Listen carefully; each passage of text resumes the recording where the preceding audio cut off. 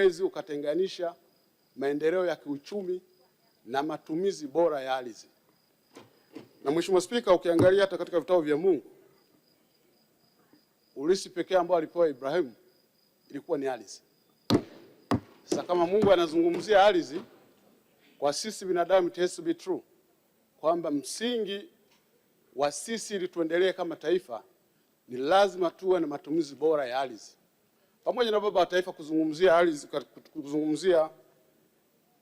ardhi watu kama sehemu moja hapo muhimu sana katika maendeleo ili tuweze kuendelea pamoja na uongozi bora na siasa safi, lakini ardhi ni muhimu sana.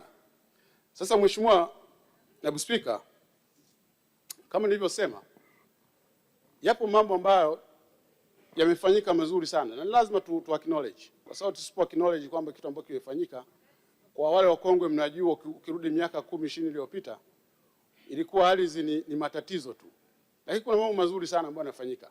Mambo ya utoaji wa hati wamefanya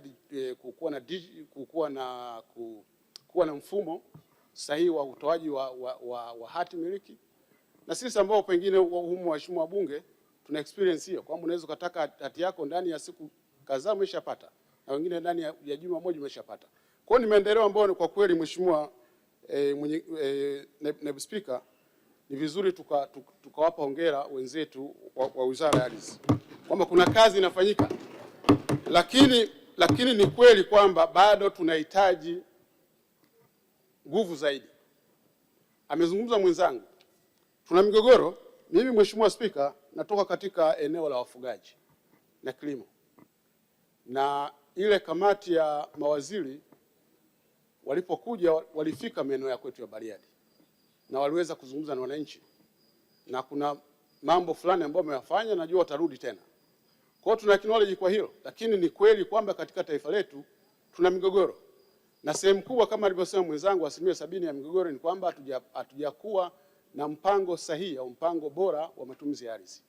Sasa Mheshimiwa Naibu Spika, kama nilivyosema, tunakokwenda na tunapokuwa tumejiwekea shabaha kubwa katika taifa letu la kuwa na uchumi wa trilioni 1 inapofika dola, inapofika 2050, sehemu moja hapo ambayo tunahitaji kufanya transformation kubwa ni kwenye ardhi. Na naweza nikatoa mfano mmoja tu. Kuna kiwanda hapa kimejengwa cha mbolea. Ukiangalia distance ya kutoka kwenye kiwanda ukaenda kwenye reli yetu, almost ukitaka kujenga siding, gharama unayotumia kujenga ile reli kuipeleka pale yawezekana ikawa sawa sawa na gharama ya kujenga kile kiwanda. Sasa haya ni mambo ya tunazungumzia master plan kwenye cities, kwenye region. Haya ni mambo ya matumizi bora ya ardhi. Tunapojiwekea, kwa mfano tunajenga reli, tunaendelea kufika Kigoma, tunaenda Mwanza, ni lazima tunapokuwa tunapanga mipango yetu ya matumizi bora ya ardhi, viwanda vyote viwe align na kule ambako kuna reli inapita. Hii ina maana gani? Mheshimiwa Naibu Spika, unaposogeza viwanda karibu na reli, maana yake unapunguza gharama za uzalishaji kwenye viwanda. Hatutoi maeneo ya viwanda kwa sababu eneo limepatikana. Tunaangalia katika tulivyojipangia land uses, pale tumepanga nini na kuna nini ambacho kitasaidia kile kiwanda.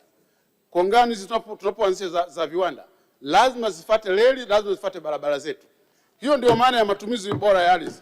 Na unaweza kutoa mfano mingi tu, land use integration. Kwa Mheshimiwa Naibu Spika, hili tulilozungumza ni muhimu sana, lakini vile vile tunajenga hizo barabara zetu, tunajenga miundombinu. Baada ya muda tunaingia kwenda kubomoa.